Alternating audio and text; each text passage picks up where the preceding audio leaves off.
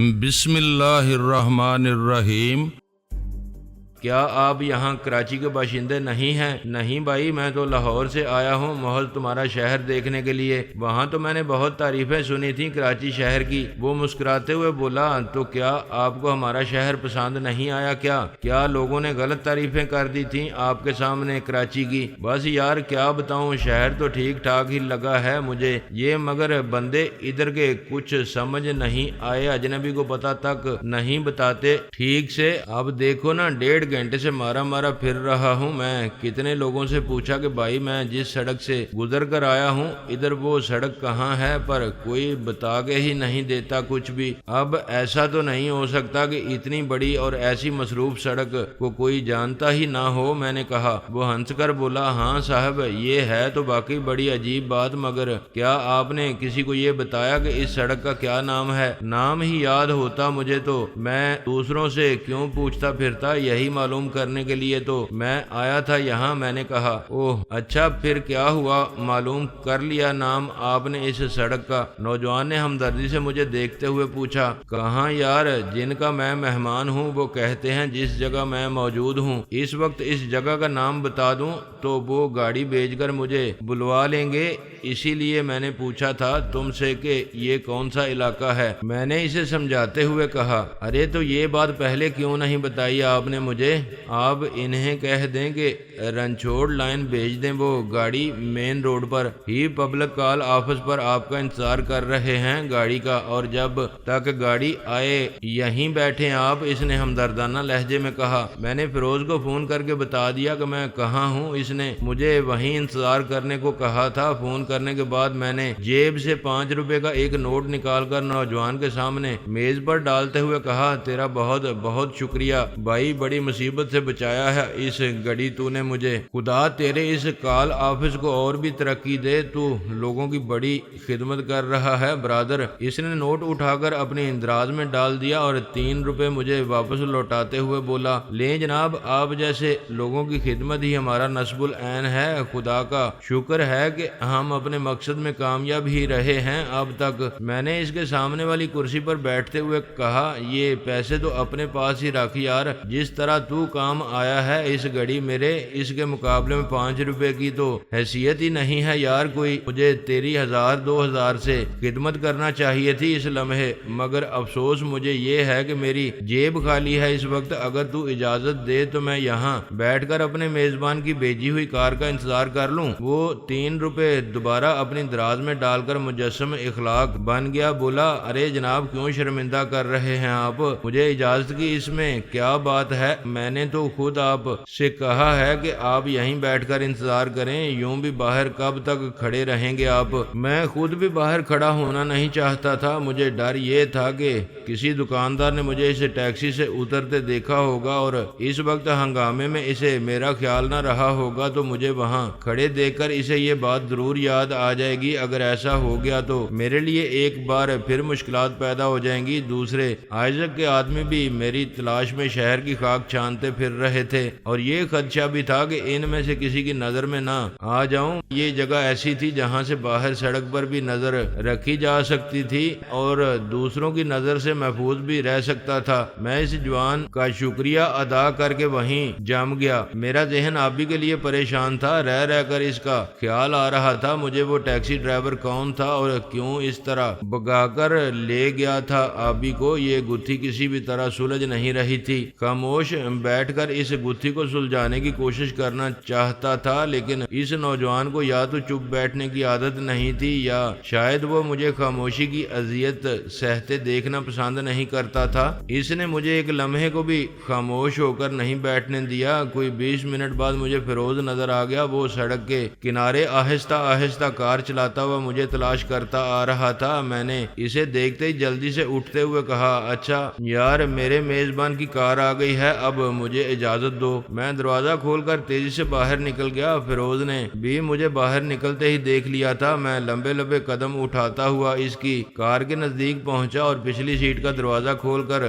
تیزی سے اندر گھستے ہوئے بولا، خدا کا شکر ہے یار تم آ گئے، چلو اب جلدی سے نکل چلو یہاں سے۔ وہ پیچھے مڑ کر مجھے دیکھتے ہوئے بولا، اور اب بھی میرا مطلب ہے وہ نہیں جائے گا ہمارے ساتھ؟ خیر سے تو ہے نا وہ؟ نہیں یار، کچھ پتا نہیں مجھے کیا بیتی ہے اس کے ساتھ۔ جس ٹیکسی میں ہم یہاں تک پہنچے تھے اس ٹیکسی کا ڈرائیور لے بھاگا ہے، اسے پتا نہیں کیا ضرورت پیش آ گئی تھی کہ ابھی میں نے اسے پوری بات بتا کر کہا پتا نہیں کس راندن میں جا اترا ہے وہ میرا یار۔ فیروز نے گاڑی کی رفتار بڑھاتے ہوئے کہا، یہ تو پورا ہوا ہے یار، کیا پتا کہاں لے گیا ہے وہ اسے، کچھ تلاش کریں ہم اس کو۔ میری خود سمجھ میں نہیں آ رہا ہے، اگر اس ڈرائیور کی گرفت سے آپ بھی کسی طرح نجات حاصل کر لی تھی اس سے تو اسے اپنے ساتھ لے جانے کی کیا ضرورت پیش آ گئی تھی؟ مجھے تو یوں لگتا ہے برادر کہ وہ کوئی بہروپیہ تھا جو ٹیکسی ڈرائیور کے روپ میں تھا، تاریک گوشوں میں شکار تلاش کرتا پھر رہا تھا۔ اب شاید وہ ہم سے آبی کے بدلے کسی لمبی رقم کا مطالبہ کرے گا۔ تمہارا کیا خیال ہے؟ میں نے فیروز سے پوچھا۔ ہو سکتا ہے ایسا ہی ہو، اگر ایسا ہی ہے تب تو ہم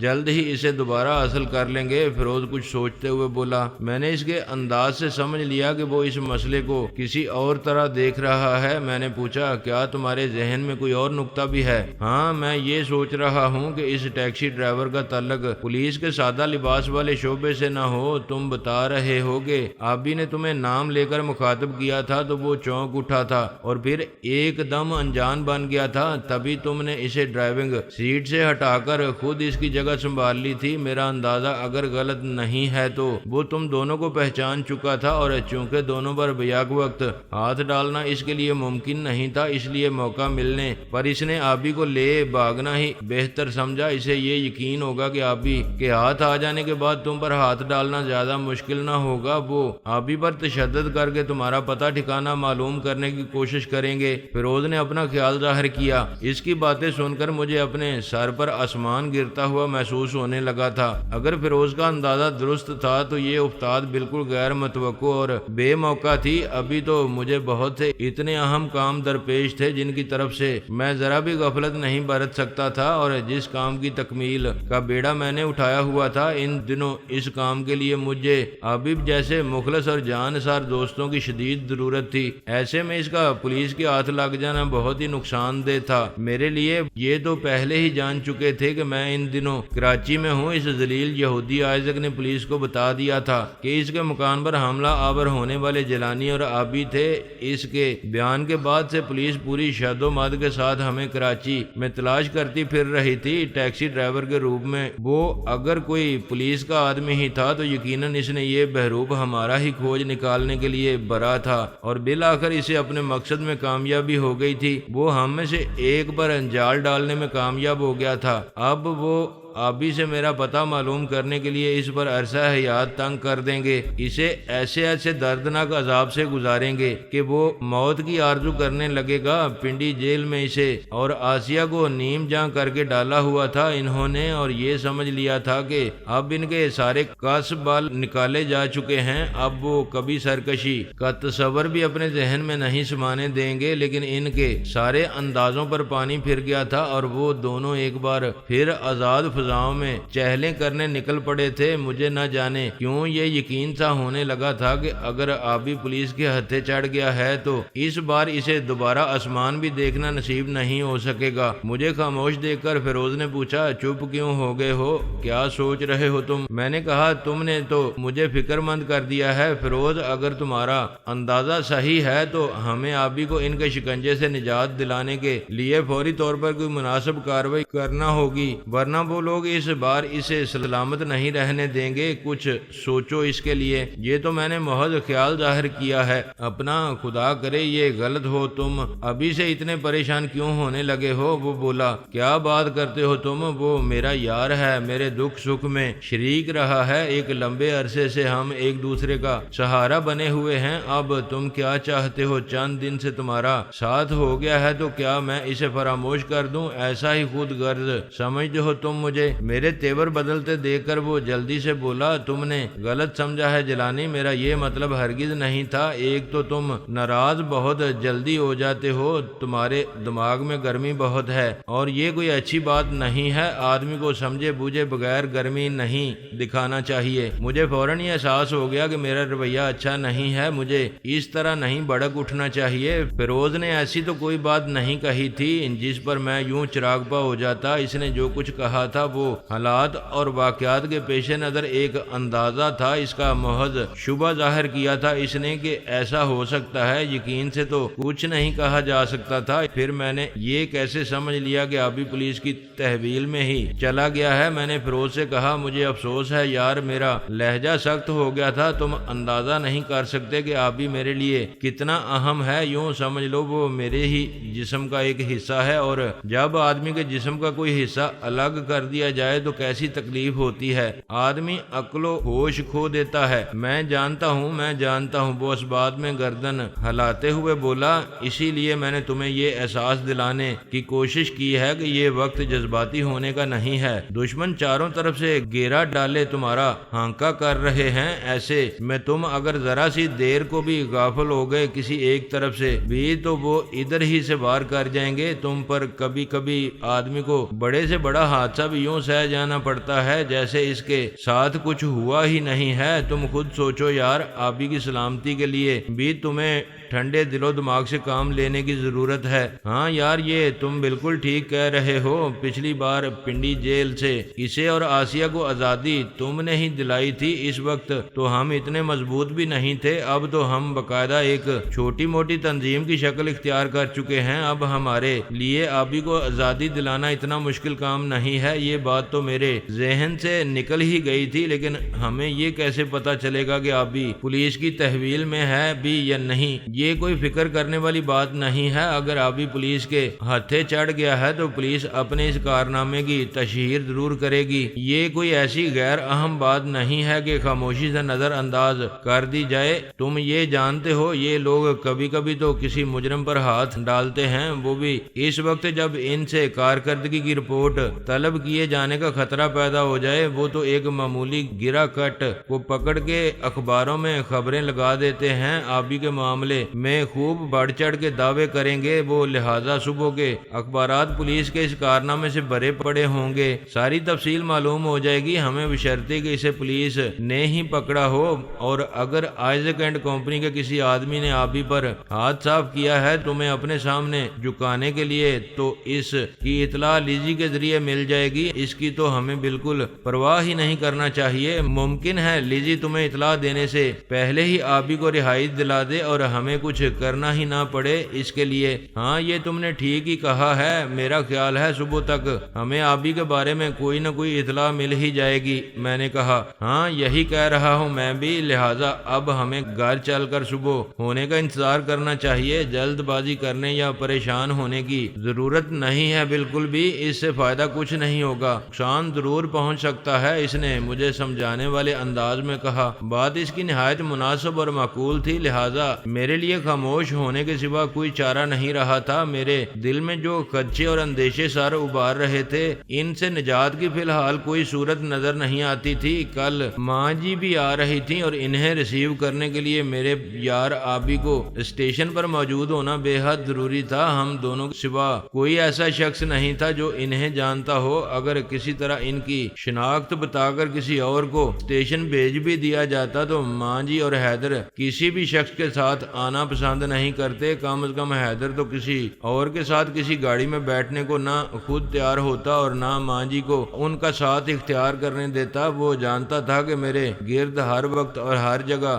دشمنوں کا حصار قائم رہتا ہے اور مجھے گرفت میں لینے کے لیے دشمن میرے متعلقین کے ساتھ کوئی بھی چال چل سکتے ہیں۔ چنانچہ میرا اسٹیشن پہنچنا بے حد ضروری تھا۔ اس کا مطلب یہ تھا کہ جب تک میں ماں جی کو کراچی پہنچنے کے بعد کسی محفوظ جگہ تک نہ پہنچا دیتا، میرے لیے آبی کے سلسلے میں کوئی بھی عملی قدم اٹھانا ممکن نہیں تھا۔ میں اسی ذہنی کشمکش میں مبتلا تھا کہ فیروز نے میرا ہاتھ پکڑ کر ہلاتے ہوئے کہا تھا، اب جاگ جاؤ میرے بھائی، ہماری منزل آ گئی ہے۔ میں نے چونک کر دیکھا، وہ گاڑی سے باہر میری طرف کا دروازہ کھولے کھڑا مسکراتی نظروں سے مجھے دیکھ رہا تھا۔ میں نے نے جلدی سے کھلے ہوئے دروازے سے باہر قدم رکھتے ہوئے کہا، ارے مجھے کچھ پتا ہی نہیں چلا، ایسا گم تھا میں ان سوچوں میں۔ ڈرائنگ روم میں قدم دھرتے ہی میں ٹھٹک کر دروازے ہی میں رک گیا۔ حیرت سے میری آنکھیں اور منہ کھلا کا کھلا رہ گیا۔ یہ حیرانی کی بات نہیں تھی کہ میں تمام راستے اپنے یار اسلم آبی کے لیے پریشان ہوتا رہا تھا، اس کی سلامتی کے صدقے دل سے دعائیں کرتا رہا، اور وہ آبی میری آنکھوں کے سامنے ایک صوفے پر بیٹھا مسکرا رہا تھا۔ فیروز بھی چند ثانیے حیرت سے منہ کھولے اسے تکتا رہا تھا، پھر وہ ایک دم خوشی سے چلا اٹھا، او میرے یار جیلانی، یہ دیکھا تم نے، یہ آبی تو ہم سے پہلے ہی آ چکا ہے یہاں، تم خواہ مخواہ ہی پریشان ہو رہے تھے۔ میں نے دونوں ہاتھ پھیلا کر آبی کی طرف بڑھتے ہوئے جذبات سے روندی ہوئی آواز میں کہا، اوے آبی، کتنا پریشان کیا ہے تو نے مجھے، کیوں بھاگ کھڑا ہوا تھا وہاں سے؟ میں تو کچھ اور ہی سمجھ بیٹھا تھا یار۔ آبی ہنستے ہوئے اٹھ کر میرے پاس آ گیا اور میرے دونوں بازو تھام کر میری آنکھوں میں جھانکتے ہوئے بولا، اوے زیلانی، کیا سمجھ بیٹھا تھا بھائی تو؟ کہیں یہ تو نہیں سمجھ لیا تھا تو نے کہ وہ ٹیکسی ڈرائیور مجھے اغوا کر کے لے گیا ہے؟ ہاں یار، ایسی ہی بات تھی، مجھے جو کچھ معلوم ہوا تھا اس سے تو یہی نتیجہ اخذ کیا جا سکتا تھا۔ آخر تو نے ایسا کیا کیوں تھا یار؟ یوں اچانک وہاں سے بھاگ نکلنے کی کون سی ضرورت پیش آ گئی تھی تجھے؟ میں نے اسے جھنجھوڑتے ہوئے پوچھا۔ وہ یار بس اچانک ہی ہو گیا تھا سب کچھ تیرے جاتے ہی۔ وہ ٹیکسی ڈرائیور پہلے تو منت سماجت کرنے لگا میری، لیکن جب اس نے ایک جوان کو برقع پوش خاتون کے ساتھ آتے دیکھا ٹیکسی کی طرف تو مجھ سے الجھ بیٹھا۔ ایک دم میں نے اپنے ریوالور کے دستے سے سالے کی کن پٹی بجا دی۔ وہ کسی شرابی کی طرح لہرانے لگا تو جلدی سے نیچے ڈال کر اسی کے رومال سے ہاتھ باندھ دیے۔ اس کے وہیں ڈیش بورڈ میں چوڑا سا ٹیپ مل گیا مجھے، جسے میں نے اس کی دونوں ٹانگوں پر لپیٹ کر منہ پر بھی چڑھا دیا۔ اس اثناء میں وہ دونوں ٹیکسی کے بالکل قریب آ پہنچے تھے۔ تجھے آواز دینے یا بلانے کا بالکل بھی موقع نہیں رہا تھا۔ بس پھر اس سے پہلے کہ وہ مجھ سے کچھ سوال جواب کرتے میں نے ٹیکسی دوڑا دی۔ کمال ہے جیلانی، تم نے تو دوسری ہی کہانی سنائی تھی مجھے، میں تو سمجھا تھا شاید کسی سادہ لباس والے پولیس کے آدمی کے ہتھے چڑھ گئے ہو تم۔ فیروز نے مسکراتے ہوئے کہا، وہ ٹیکسی ڈرائیور اور اس کی ٹیکسی اب کہاں ہے؟ انہیں کیا کیا تم نے؟ وہ ٹیکسی والا سچ مجھ پولیس کا ہی بندہ تھا، مخبر تھا سالہ کوئی، میری خوشامد کرتے ہوئے یہی کہہ رہا تھا کہ وہ پولیس کو ہمارے بارے میں کچھ نہیں بتائے گا۔ اس نے بتایا کہ شہر میں اور بھی بہت سے مخبر چھوڑ رکھے ہیں پولیس نے، جن کے پاس ہماری تصویریں بھی ہیں۔ اس سے تو یہی ظاہر ہوتا ہے کہ کراچی کی پولیس نہایت رازداری کے ساتھ ہمارے لیے جگہ جگہ پھندے لگا رہی ہے، آبی نے بتایا۔ میں نے کہا، ہاں یار، وہ یہودی بازیگر آئزک اور اس کے ساتھی پتہ نہیں کب سے یہاں بیٹھے دیمک لگا رہے ہیں، ہمارے ملک کی بنیادوں کو پتہ نہیں کہاں کہاں کن کن لوگوں سے تعلقات استوار کر رکھے ہوں گے انہوں نے، اور کیسے کیسے سوانگ بھر رکھے ہوں گے ان کا اعتماد حاصل کرنے کے لیے۔ وہ انہیں بہت ہی معزز لوگوں میں شمار کرتے ہوں گے، اور یہ معلوم ہونے کے بعد ان شریف لوگوں پر بدنام زمانہ قاتل اور ڈاکو غلام جیلانی اور اسلم آبی آ پڑے تھے، جنہوں نے ان کے مرکز کی اینٹ سے اینٹ بجا کر رکھ دی ہے۔ وہ اس ظلم کا خاتمہ کرنے کے لیے پوری تندہی کے ساتھ ہمیں تلاش کر رہے ہیں۔ ان کے خیال میں ہماری یہ حرکت ملک کی بدنامی کا باعث ہوگی۔ اس میں ان کا قصور بھی کیا ہے؟ وہ تو وہی کچھ دیکھتے ہیں جو ان کی آنکھوں کے سامنے ہے، حقیقت کا تو انہیں علم نہیں ہے نا؟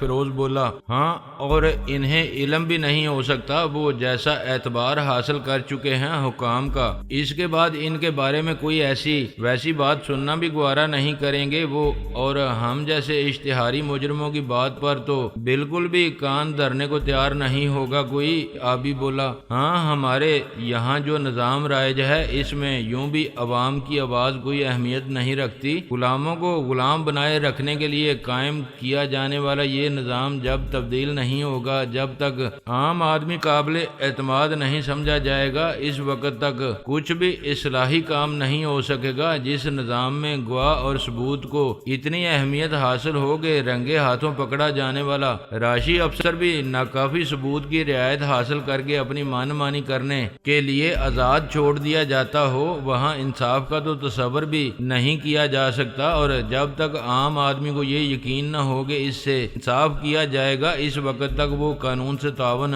کرنے پر کبھی آمادہ نہیں ہوگا۔ فیروز بولا خیر چھوڑو اس مسئلے کو، اسے حل کرنا ہمارے اختیار میں نہیں ہے، یہ ہمارے بڑوں کے سوچنے کی باتیں ہیں، ہمیں تو بہرحال اپنا فرض نبھانا ہے۔ تم نے بتایا نہیں ابھی کہ اس ٹیکسی اور اس کے ڈرائیور کا کیا کیا، تم نے کرنا کیا تھا ان کا؟ میں نے جی تو کرتا تھا اس سالے مخبر کا جھٹکا کر کے ڈال دوں کسی کھڈ میں، مگر پھر اس کے بچوں کا خیال آ گیا، کہتا تھا بہت چھوٹے چھوٹے بچے ہیں اور اس کے سوا کوئی سہارا بھی نہیں ان کا دنیا میں، لہذا میں ایک ویران سڑک پر چھوڑ آیا ہوں، اسے اسی طرح بندہ پڑا رہنے دیا تھا۔ میں نے اسے پچھلی سیٹ پر کسی راہگیر کی نظر پڑ گئی، اس پر تو وہ آزادی دلا دے گا اسے، یا پھر پولیس کی کوئی گشتی پارٹی کام آ جائے گی اس کے۔